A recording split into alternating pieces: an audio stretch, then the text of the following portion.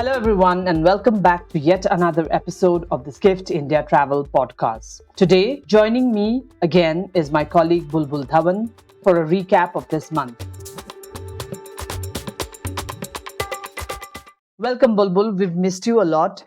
Hi, Peden. I've missed the podcast a lot too. Yeah.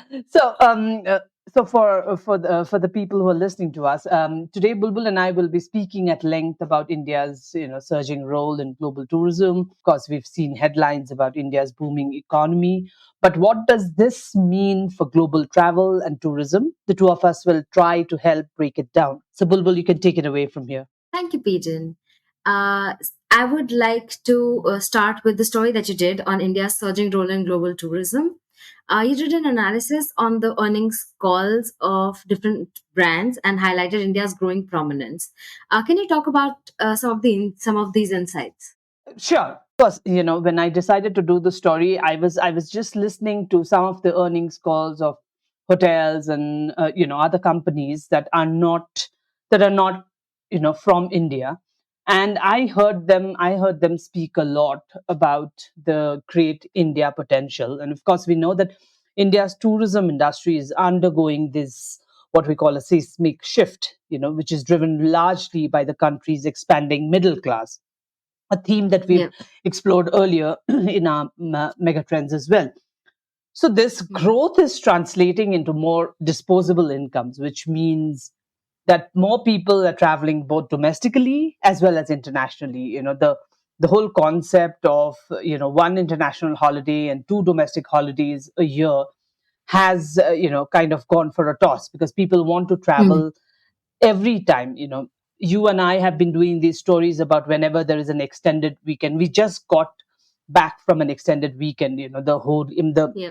Independence Day and the Rakhi weekend, and we saw the kind of numbers that were being talked about.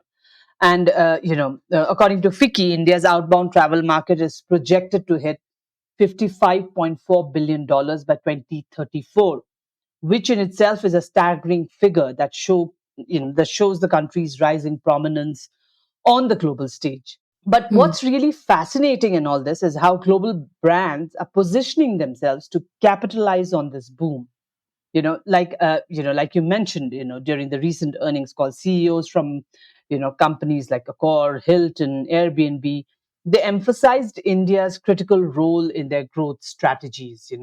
For Mm. instance, the Accor CEO pointed out that Indian outbound travel could double in just a couple of years. I mean, imagine 80 million Indians traveling abroad.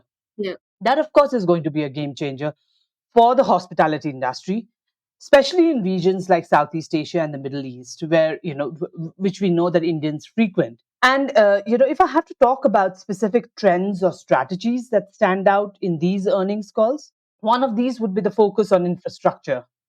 India's Yeah. airports are expanding rapidly to handle this surge in travelers because obviously, if you have people going to destinations and they don't have airports to fly to, I mean, like how does that follow the equation? Yeah. For example, Delhi's airport now has a capacity. They say that now it has a capacity of about 100 million passengers.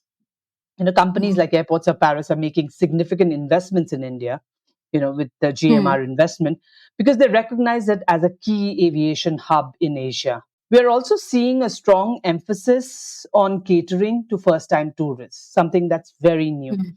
McKinsey highlighted that a significant portion of India's outbound travelers are venturing abroad for the first time.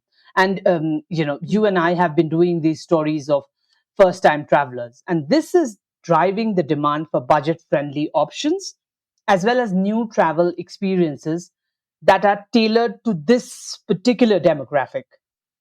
So Mhm. it's not just about luxury, it's also about accessibility and catering to a wide range of travelers that are coming out of India. Then there is the role of financial products. Visa, for instance, has launched, these co-branded credit cards with airport-linked benefits, which is specially designed for the India market. So this aligns with the broader theme of making travel more accessible as well as seamless for the growing middle class. And like we've been saying for a really long time, India's growth is just getting started. And it's going to be fascinating to watch how global brands adapt and innovate to meet the demands of this market. Thank you, Peden. Let's also touch base once again on Indigo's business class upgrade. We know that Indigo is bringing out a business class loyalty program and in-flight entertainment access through the Indigo app. But what does this reveal about Indians and their preferences? Yeah, Bulbul, of course, we did talk about this earlier. Yeah. Yeah, a brand like Indigo, which was normally known as what we call a no frills or a low cost carrier, introducing a Mm-hmm. business class, it's going to start with Delhi Bombay, which is a very a route that sees significant traffic, shows Mm-hmm. a very big shift in India's aviation industry.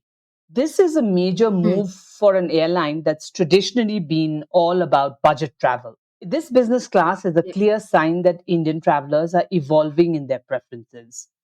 We're seeing a rising demand for premium and luxury travel options, which is, of course, again, the whole middle class with more disposable income. So that's fueling this. Hmm. And this isn't just about, Yeah. it's not just about comfort, it's about the desire for a more personalized and high end travel experiences. In my story, I had quoted the fact that Euromonitor International projects that India's luxury market will reach about $10 billion by 2027, which is almost double of $6.4 billion in 2022. Now that's a huge leap in just 5 years, and it's fueled by Mm-hmm. consumers who are willing to pay extra for things like priority services, uh, reclining seats, gourmet meals, exactly what Indigo is offering with this new business class. And the timing is Mm-hmm. spot on. With rising incomes and changing aspirations, there is a critical mass of travelers in India, even not just from Delhi, Bombay, Bangalore, Hyderabad, but from these tier 2, from what we call the tier 2 and tier 3 cities, who are willing to spend more for Mm-hmm. a premium experiences. From Ixigo had in my story had highlighted that this trend is growing, the fact that this trend is growing not just in major cities but across the country, right? And Right. of course, Bulbul, of course, I mean, like, I don't need to tell you, because you've been doing stories, your India report talks about it all the time. Also, Yeah. Indigo's move aligns with broader trends in India's travel sector. The World Yeah. Travel and Tourism Council has predicted that India will be the fastest growing major economy in travel and tourism over the next decade. And a big part of this growth will come from luxury travel, because Indians are now looking for more immersive and high end Mm-hmm. experiences. Mm-hmm. And this is I mean, like, lest anyone thinks that this is just a trend. It is not a trend. From what I have, from my conversations with people from the industry, this is not a trend, but it's a fundamental shift in how Indians look at travel. It reflects a deeper change in consumer preferences. Indians are looking increasingly for luxury experiences, and this is the reason, that's driving the growth of the premium segment across various industries, and not just aviation. And of course, another critical factor is the fact that the corporate travel sector is also seeing a rising demand for premium travel options. Traditionally, Hmm. most companies focused on economy travel for everyone except for the C suite, the CXOs. Yeah. But there's a growing shift towards, premium economy and business class for senior management. Hmm. And Indivar Rastogi from Thomas Cook India had noted in my story that this is a result of stabilizing premium cabin pricing, which makes Okay. these options more accessible. So if I have to talk about it, Indigo's launch of business class is perfectly timed to tap into this market. It's not just about luxury for leisure travelers. It's about meeting the needs of the corporate clients who see travel as essential for the business operations. And as Hmm. India is becoming a top business travel market globally, there's an increasing demand for premium services like business class. So it's very exciting to Hmm. see how India's, the whole travel landscape is evolving. And Indigo's business class is just one example of how these Hmm. companies are innovating to meet the needs of today's travelers. Yeah.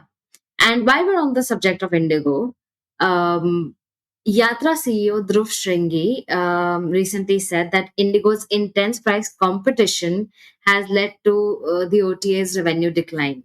He also hinted at a possible job cut. Can you tell us a bit about what Dhruv said?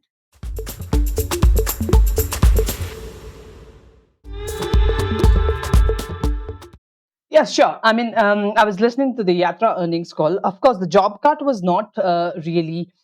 He did not say it in so many words, but it was. Yeah. He did talk about it. Now, if from the earnings call, which is the first for the first quarter of fiscal 2025, I just want to explain it for our global listeners that India's financial year begins on April 1st and ends on March 31st. Yeah. So Yatra reported a 5% revenue decline, you know, Yeah. and the CEO Dhruv Shringi had some pointed comments about what's behind this drop. I mean, Hmm. he didn't mince words about the challenges Yatra is facing. He specifically called out Indigo, which is of course India's largest Yeah. airline, for driving intense price competition. He said that over the past few Hmm. months, Indigo has been offering these deeply discounted fares exclusively on its website and mobile app. And these prices are lower Hmm. than those available through third-party distribution channels like Yatra. So this Hmm. aggressive pricing strategy has significantly impacted Yatra's revenue, particularly in the consumer segment. That's what Hmm. Dhruv said. And he also mentioned that Indigo's decision to ground some aircraft due to issues with the Pratt and Whitney engines has added to the supply constraints, which is Hmm. further, kind of complicating the whole market environment. And he said that, and while he was talking on it, he said that Yatra's adjusted ticketing margins have taken a hit because of that, and it's Hmm. dropped by almost 21%, a clear reflection of the tough conditions that they are battling with right now. But Hmm. while Indigo's strategy is really shaking things up for Yatra, Dhruv also hinted at some internal changes. He mentioned that Yatra is, he mentioned this word, cost, within quotes, a cost optimization program, which includes, of course, job cuts of over 100 positions within the company. And he was very clear that this is a necessary step to offset the revenue pressures and to position the company better for the future. Now, the benefits of these cost saving measures are expected to start materializing by September. That's what he said. Okay. But in all this, doom and gloom, on a more positive note, Dhruv also discussed Yatra's plans to kind of, strengthen its corporate travel segment, which has always been its strongest pillar. Despite Yeah. the challenges in the consumer market, Yatra has been performing well in the corporate space. He also mentioned that they've got about 34 new corporate customer accounts. You know, Hmm. with significant billing potential. And the company is also exploring acquisitions because they have about $20 million earmarked for this, from the Oh. recent India IPO that they had launched. Now, while Dhruv didn't, he didn't commit to a timeline, it's clear that Yatra is looking to strengthen its position in this segment Hmm. either through organic growth or through strategic acquisitions. So Okay. while there are some tough times ahead, it sounds like Yatra is kind of doubling down on its strength, on its core strength, and making some, very big moves in the corporate travel space. Now, he also highlighted efforts in, the meetings, incentives, conferences, and exhibitions, what we call MICE segment. They've Hmm. uh, they've got a new team to ramp up operations, and while the contributions for this, for the June quarter was very modest, the he said that the outlook for September quarter is promising. Now, the MICE market is valued at $3.3 billion in 2023, and that Hmm. is expected to grow to about $10.5 billion by 2030. So it's a Right. very smart move for Yatra to invest here. And he also mentioned about Yatra's new expense management solution, which they call Recap, which aims to, Mhm. kind of improve expense tracking for corporate clients and using, generative AI. So these Mhm. are all part of their broader strategy to expand in the corporate travel space and offer more value added services. And Got from all this, what I could understand is that it's clear that Yatra is navigating some choppy waters, but it. with Mhm. a strong focus on what is its core strength, that is corporate travel, and of course, a strategic cost cutting, coming in. The company seems very determined to stay on course. And lastly, I also wanted to discuss the surge in branded hotel room signings in India during the April to June quarter, which is again quarter one of Indian fiscal year. So signings increased by nearly 40% Mhm. during this quarter as compared to the same period in 2023. And hotel brands continue to focus on tier 2 and tier 3 cities, and expansion was led by mid-scale and upscale hotels, according to Mhm. report by real estate services company JLL. So, what do you make of this surge? Yeah, I think the numbers from this quarter are really telling. Like you mentioned, Mhm. JLL said that branded hotel room signings in India jumped nearly 40% compared to the same period Mhm. last year, and we are talking Yeah, about over 9,700 new rooms across 82 branded hotels signed during the quarter. yeah, And then yeah. there's another 50 hotels opening their doors. Now, Mm. what's like you mentioned, what's particularly interesting is that the focus on tier 2 and tier 3 cities, which I have, earlier also when I was talking about, this rising middle class, Yeah. and Indigo's business class. This focus on tier 2 and tier 3 cities, which has accounted for a majority of these signings and openings, even in the hospitality sector, right?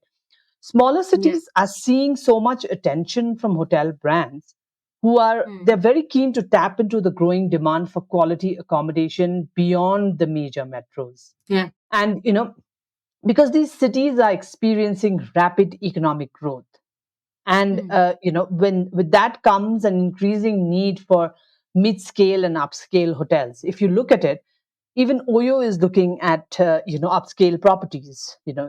Oyo's venturing into premium hotel brands. So Mm. there is this growing need for mid-scale and upscale hotels even in these smaller cities. In fact, if you look at it, most of the new signings and openings were all in these categories. And Yeah. I think only a handful of budget hotels were added.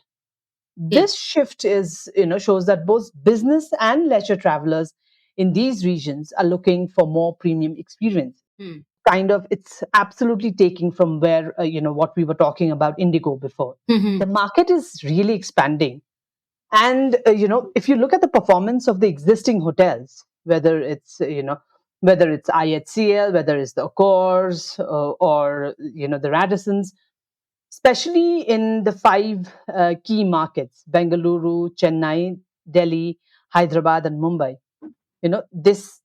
The performance has been really good. And JLL Yeah. also reported significant increases in revenue per average room, what they call Yeah. RevPAR, in these cities. And if you look at it, Hyderabad in particular saw a 15% jump in average Yeah. daily rates, and that Yeah. led to a 12% increase in RevPAR.